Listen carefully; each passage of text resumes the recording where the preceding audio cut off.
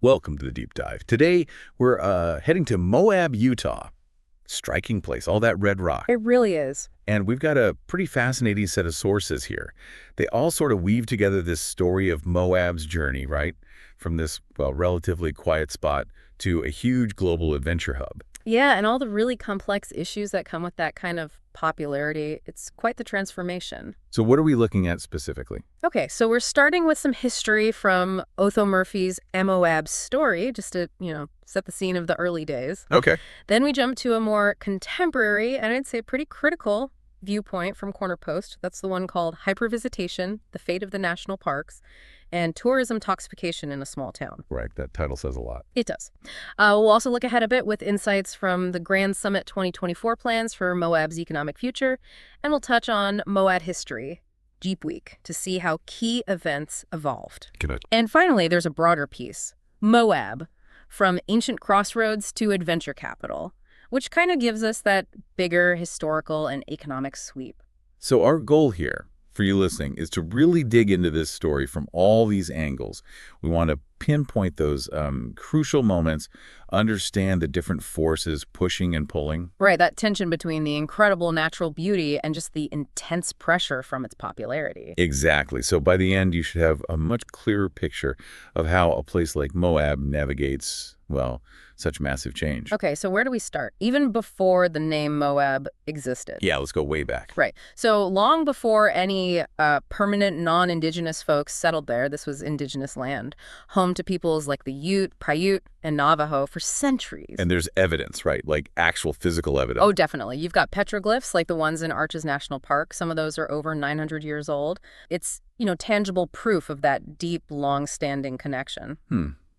A history that probably gets a bit overshadowed now. Easily. And even before it was a town concept, the area itself was strategically important. How so? Well, back in the 1830s, you had the Old Spanish Trail, a major trade route, linking Santa Fe and Los Angeles. It went right through the Moab area, that Colorado River crossing there. It made it a really vital spot geographically for a long, long time, way before permanent settlements as we think of them now. It just highlights its role as a connector early on. Okay, then we get to 1855 and the Elk Mountain Mission. Yeah. That was the first attempt at, a permanent non-Indigenous settlement by Mormon missionaries. That's right. And they had a couple of main goals. Which were? Well, strategically, controlling that river crossing was definitely one. And they also aimed to, do missionary work with the local Indigenous groups, especially the Utes. But it didn't stick, did it, that first try? No, it was very short-lived. They ran into some serious problems. Like what? Well, the environment itself, it's arid, right? So agriculture was incredibly tough. But maybe even more significant were the conflicts that arose with the Ute people. Those tensions basically forced them to abandon the mission after only about maybe 6 months. Wow. 6 months, yeah. And what that failure really underscores is, the land wasn't empty, the Indigenous communities were there, and they resisted that encroachment. Makes sense. So fast forward a bit, the name Moab pops up around 1880 when they set up a mail route. Correct. The name was adopted right around then. And where did it come from? Is it the biblical thing? Well, that's the common story, the biblical reference. But there's also a theory it might have come from a Paiute word. It's kind of interesting how the name itself might reflect those different cultural layers. Okay, so a permanent community does eventually start to take root in the late 1870s. Who were the people coming in then? That first wave, the ones who stayed, they were mostly ranchers, prospectors looking for minerals, and farmers trying to make a go of it. And what was driving the economy back then? It wasn't tourism yet. Not at all. Agriculture was actually really key in those early days. Moab got this reputation, believe it or not, as a top fruit-growing spot in Utah, especially peaches. Peaches, wow. Yeah, known for its peaches. There was also some smaller-scale mining going on, digging for carlotite ores, which have uranium in them, actually, and some early attempts at oil exploration, too. A very different picture than today. Totally different. And then the railroad comes along in 1883, the Denver and Rio Grande Western. Not right to Moab, but nearby. Right. It reached Thompson Springs, which is a bit north. But even so, it was a game changer for trade. How did it change things? It basically connected the area to much bigger markets, way beyond just the local region or the old Spanish trail routes. Okay. Suddenly, it was easier to get goods in and ship, those peaches out. So things are starting to solidify. You see the beginnings of a more permanent town structure? Exactly. You start seeing those key community building blocks fall into place, like the Mormon ward and the first school in 1881. Oh. Then Moab becomes the county seat for Grand County in 1890. And finally, it's formally incorporated as a town in 1903. These were all big steps in making it feel like a lasting place. Right. Okay, let's jump ahead now to a really dramatic shift. The uranium boom after World War II. What sparked that?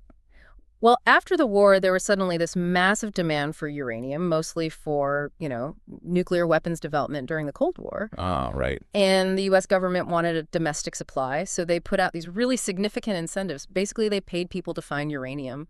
And that leads us to Charles Steen in 1952. His discovery was huge, wasn't it? Oh, absolutely pivotal. Steen hitting the jackpot with the Mi Vida mine.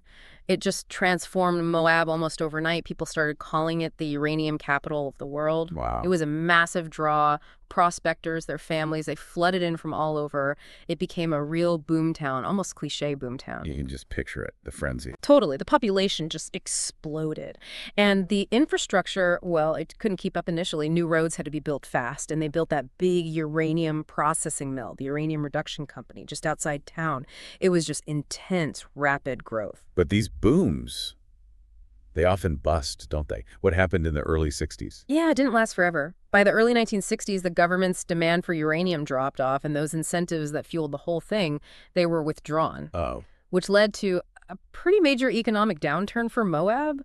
Mines closed down. Lots of people who'd come for the boom just packed up and left. It was a really sharp reversal. That boom and bust cycle seems like a recurring theme. It really does. It highlights how vulnerable Moab's economy has historically been to these big external forces. You see echoes of it later with tourism, just with different drivers, So it was a tough time after the boom ended. Yeah. But you mentioned an unexpected upside. Something positive came out of it. Yeah, there was this really fascinating, totally unintended consequence. What was that? All those rough roads, the prospectors had bulldozed all over the backcountry to get to their uranium claims. Uh-huh. They inadvertently opened up this huge network of trails into really remote, beautiful areas, which down the line became incredibly valuable for recreation, for tourism. Ah, so the decline of one industry accidentally paved the way for the next one? Basically, yeah, without anyone really realizing it at the time. Okay, this is where it gets really interesting for me. That shift towards adventure tourism.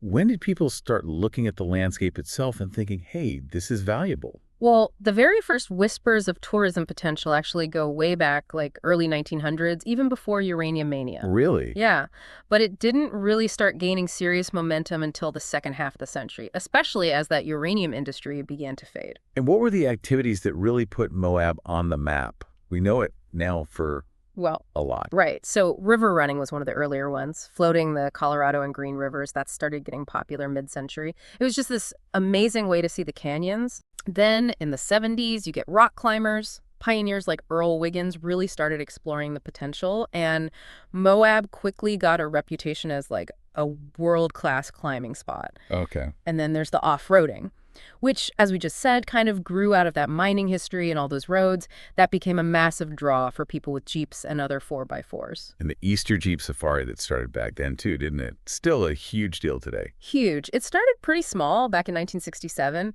It was actually an effort by the local Chamber of Commerce to drum up some business in the spring during that post-uranium slump. Huh. Just a local promotion thing initially? Yeah, just a one-day trail ride. But it just grew and grew and grew. Now it's this massive 9-day event. Thousands of people come from literally all over the world. The Red Rock Four-Wheelers Club eventually took over running it because it got so big. Wow. And then getting Canyonlands National Park, established in 1964, Arches, was already a national monument that must have been another major boost for tourism. Oh, absolutely. A huge turning point. Suddenly you have these two incredible national parks right there. Moab became the obvious gateway town. Right. That really cemented its path towards becoming a tourism-focused economy. And the money involved now, it must be substantial. It really is. If you look at recent figures, say 2023, visitor spending just in the areas around Arches was estimated at something like $283 million. Wow. And near Canyonlands, another $106 million. That kind of spending supports thousands of jobs, obviously, and fuels a lot of the local economy. But as we know, and as that Corner Post article title suggests, This level of tourism, it's a double-edged sword, isn't it? What are some of those downsides Moab is facing, this hyper-visitation? Yeah, double-edged sword is exactly right. The economic benefits are undeniable, but the negative impacts of just, well, too many people, they're becoming really serious. It's like inside the parks. Definitely. Yeah. Overcrowding in the parks is a major one. Arches saw, get this, a 74% jump in visitors between 2011 and 2021. 74%. Yeah, so you get those infamous long lines just to get in, parking lots completely full by mid-morning, damage to trails, and fragile desert soils. And just a worse experience for everyone, probably. Pretty much. It diminishes that sense of awe and solitude people are often looking for. It got so bad, Arches had to implement that timed entry reservation system just to manage the flow. And the problems spill out into the town, too, right? Not just contained within the park boundaries. Oh, absolutely. Traffic on Main Street, which is also Highway 191, the main route through can be gridlocked, especially during peak season. And then you get into this phenomenon often called tourism gentrification. Okay, let's unpack that. What does that look like in Moab? Well, basically, the popularity drives up housing costs dramatically. You've got demand from people buying second homes and lots of property owners converting long-term rentals into, more profitable short-term vacation rentals like Airbnbs. Which makes it harder for local workers to live there. Exactly. It pushes out long-term residents, especially those working in the service industry that supports the tourism. Back in 2017, over half the households were already considered cost burden, spending too much on housing. It's almost certainly worse now. And by 2021, nearly 20% of all the housing units in Moab were short-term rentals. 20%? That's huge. That has to change the whole feel of the community. It really does. And studies have actually shown a measurable hit to residents' well-being.